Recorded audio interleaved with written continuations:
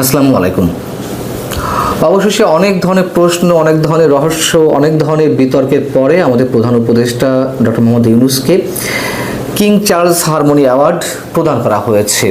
অভিনন্দন নিশ্চয়ই আমাদের পক্ষ থেকে। কিন্তু এই যে তাকে অ্যাওয়ার্ডটি প্রদান করা হলো, সেটি নিয়েও নানান ধরনের প্রশ্ন উঠছে, যেটি আমাদের জন্য বিব্রতকর। প্রথমত, যে কিংস ফাউন্ডেশনের পুরস্কার পাওয়ার ক্ষেত্রে যে মনোনয়ন তালিকা আমরা পেয়েছিলাম হাতে, সেখানে প্রধান উপদেষ্টার নাম ছিল না। যেহেতু পরবর্তীতে জানা গেল যে এটি লাইফ টাইম অ্যাচিভমেন্ট পুরস্কার হিসেবে দেওয়া হচ্ছে, সেহেতু তার নাম না থাকারই কথা। বেশ ভালো কথা।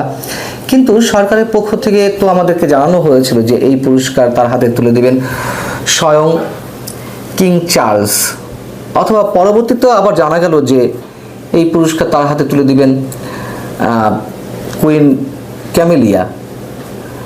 আমরা যে ভিডিওটি দেখলাম, বা যেটি কিংস ফাউন্ডেশনের ওয়েবসাইটে বা ফেসবুক পেজে যে ভিডিওটি আপলোড করা রয়েছে, সেখানে দেখছি যে কিংস ফাউন্ডেশনেরই কোনো এক কর্মকর্তা, কোনো এক ভদ্র মহিলা তার হাতে এই পুরস্কারটি তুলে দিচ্ছেন। এর আগে কিং চার্লসের সঙ্গে দেখা করেছেন, সাক্ষাৎ করেছেন আমাদের প্রধান উপদেষ্টা।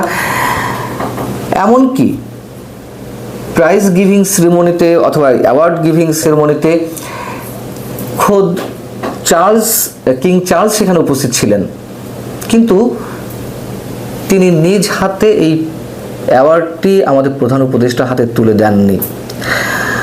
অনেকে বলতে পারেন যে আর যারা ছিলেন, আর যারা পুরস্কার পেয়েছেন, তাদেরকে তো চার্লস দেননি নিজে হাতে তুলে। তাদের কথা, আমাদের প্রধান উপদেষ্টার কথা অবশ্যই আলাদা। তারা কোন ক্যাটাগরিতে পেয়েছে, বা তাদের উচ্চতা বা মর্যাদা ডক্টর মোহাম্মদ ইউনূসের মতো কিনা, সেই প্রশ্ন তোলাটাও অবান্তর।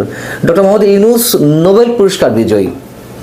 এই পুরস্কার যারা পেয়েছে, নিশ্চয়ই এই পুরস্কারটি নোবেলের সমমর্যাদার নয়। গতবার আমরা দেখেছি 2024 থেকে যখন কিং চার্লস হারমোনি অ্যাওয়ার্ডের প্রবর্তন করা হলো, তখন জাতিসংঘের সাবেক মহাসচিব বান কি মুনের হাতে কিং চার্লস এটি নিজ হাতে তুলে দিয়েছিলেন। কিন্তু এবার কিং চার্লস এই অনুষ্ঠানে উপস্থিত থাকার পরও দিলেন না। কেন দিলেন না তা নিয়ে অনেক প্রশ্ন থাকতে পারে। কেন দিলেন না, এটি তাদের ইন্টারনাল পলিটিক্সের অংশ হতে পারে, ইন্টারনাল পলিসির অংশ হতে পারে, সে বিষয়ে পরে আসছি। কিন্তু আমাদের জন্য তো বিব্রতকর। আমরা তো তার প্রতিবাদ জানাতেই পারি যে কেন কিং চার্লস সম্মান জানিয়ে নিজ হাতে ডক্টর মোহাম্মদ ইউনূসের হাতে এই পুরস্কার তুলে দিলেন না। এখন বিষয়টা হচ্ছে যে ব্রিটেনের প্রধানমন্ত্রী কিয়ার স্টারমার, তিনি অস্বীকৃতি জানিয়েছেন ডক্টর মোহাম্মদ ইউনূসের সঙ্গে দেখা করতে। এটি খোদ ডক্টর মোহাম্মদ ইউনূস নিজেই ফিনান্সিয়াল টাইমসকে জানিয়েছেন। যখন প্রধানমন্ত্রী তার সঙ্গে দেখা করতে অস্বীকৃতি জানিয়েছেন, তখন কিন্তু আমাদের একটুকু জানাতে হয় যে রাজা চার্লস অনেক সম্মানের অধিকারী, সবাই তার জন্য অনেক কিছু করতে প্রস্তুত, ইংল্যান্ডবাসী, ব্রিটেনবাসী। কিন্তু সরকারিভাবে কোনো যখন সিদ্ধান্ত নিয়ে নেওয়া হয়, বা প্রধানমন্ত্রী যেই সিদ্ধান্তে পৌঁছান, সেটি কিন্তু চার্লস কিং চার্লসকে, বা যেই কিং থাকুক না কেন, তাকে মানতে হয়। যেহেতু তিনি এখানে অ্যাভয়েড করেছেন আমাদের প্রধান উপদেষ্টাকে, সেহেতু চার্লসকেও সম্ভবত তাৎক্ষণিকভাবে মানা করে দেওয়া হয়েছে, তিনি যেন নিজ হাতে এই পুরস্কার না দেন। এটি কার জন্য অপমানজনক, কার জন্য অবমাননাকর, আমরা সেই সব বিশ্লেষণে না গেলেও আমরা এটুকু বলতে পারি, আমাদেরকে অসম্মান করা হয়েছে। এটি যুক্তরাজ্যের ইন্টারনাল পলিসি, ইন্টারনাল পলিটিক্স, যেভাবে হোক না কেন আমাদেরকে অবমাননা করা হয়েছে। এদিকে প্রধান উপদেষ্টা ডক্টর মোহাম্মদ ইউনূস যে যুক্তরাজ্য সফর করলেন, সেই যুক্তরাজ্য সফরকে কেন্দ্র করে সারাহ কুক, বাংলাদেশে নিযুক্ত ব্রিটিশ হাই কমিশনার, তিনি সন্তোষ প্রকাশ করেছেন। তবে বাংলাদেশি গণমাধ্যমে যেভাবে এসেছে, সম্ভবত এটি প্রধান উপদেষ্টার প্রেস উইং থেকে পাঠানো বিবৃতি, সেটিই হুবহু তুলে ধরা হয়েছে। এখানে বলা হচ্ছে যে সরকারি সফরে যুক্তরাজ্যে আছেন অন্তর্বর্তী সরকারের প্রধান উপদেষ্টা অধ্যাপক ডক্টর মোহাম্মদ ইউনূস। এই নিয়ে সন্তোষ প্রকাশ করেছেন লন্ডনে অবস্থানরত ঢাকায় নিযুক্ত British high commissioner Sarah Cook. তিনি কি আসলে সরকারি সফরে গেছেন?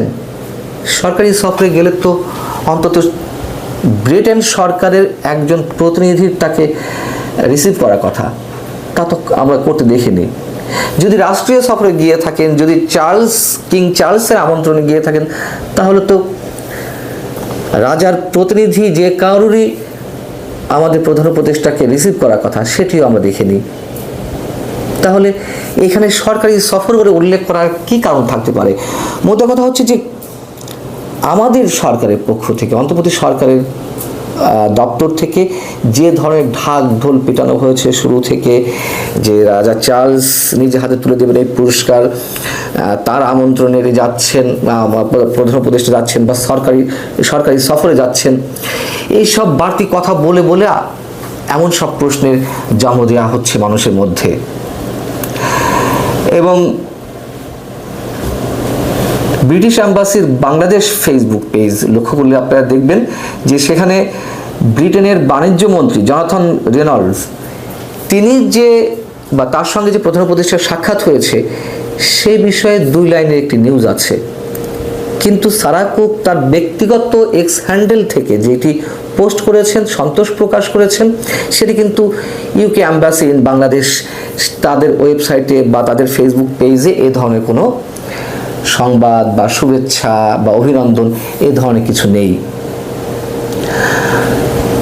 সবকিছু অনেক ধরনের প্রশ্নের, অনেক ধরনের ধোঁয়াশা, অনেক ধরনের রহস্যের সৃষ্টি করছে।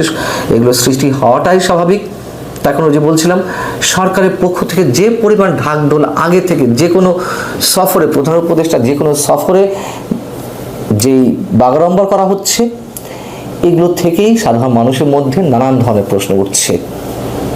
তারপরেও প্রধান উপদেষ্টা কিং চার্লস হারমোনি অ্যাওয়ার্ড পেয়েছেন, তার জন্য আমরা শুভেচ্ছা জানাতেই পারি, অভিনন্দন জানাতেই পারি, যদিও নোবেলের তুলনায় এটি একেবারেই নস্যি।